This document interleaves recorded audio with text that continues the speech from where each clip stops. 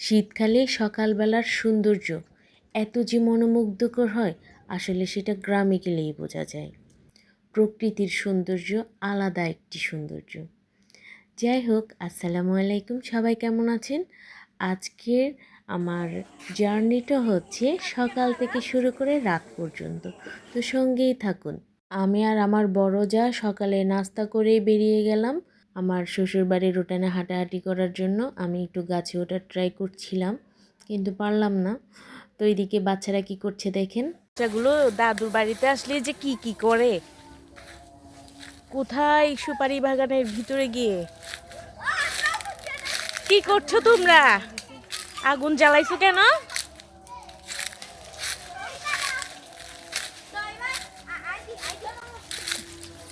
আরাফ, তুমি কি করছো এগুলো?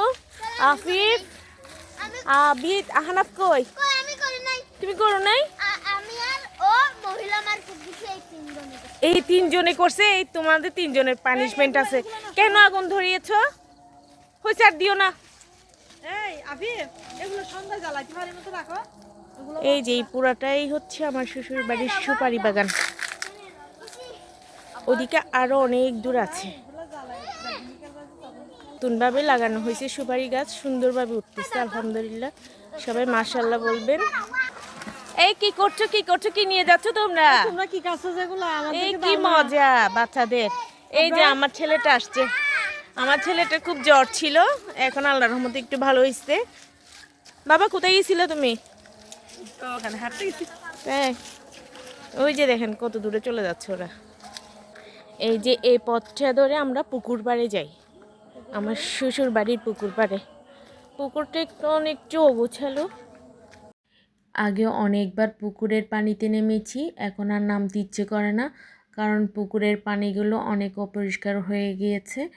বিভিন্ন মানুষজন অনেক কিছু দোয়াপালা করে, সেটা আমার ভালো লাগে না, তাই এখন আর নামি না। আমার শ্বশুর আব্বা যখন ছিলেন তখন বেশ পরিষ্কার পরিচ্ছন্ন করে রাখতেন।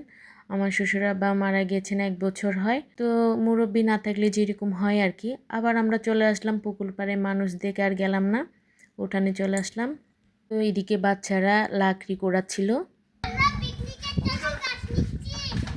দুপুরবেলা উঠানে রান্না হবে, ভাবি রান্না করবে বলেছে, সেজন্য বাচ্চারা লাকড়ি কুড়িয়ে নিয়ে আসছে।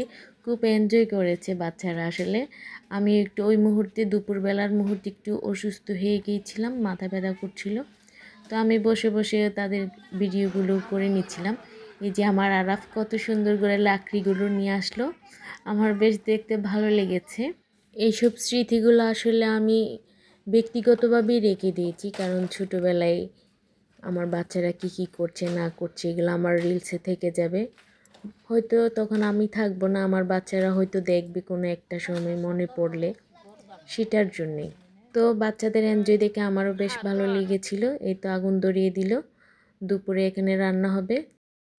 আনবার বাবা কি খাচ্ছ?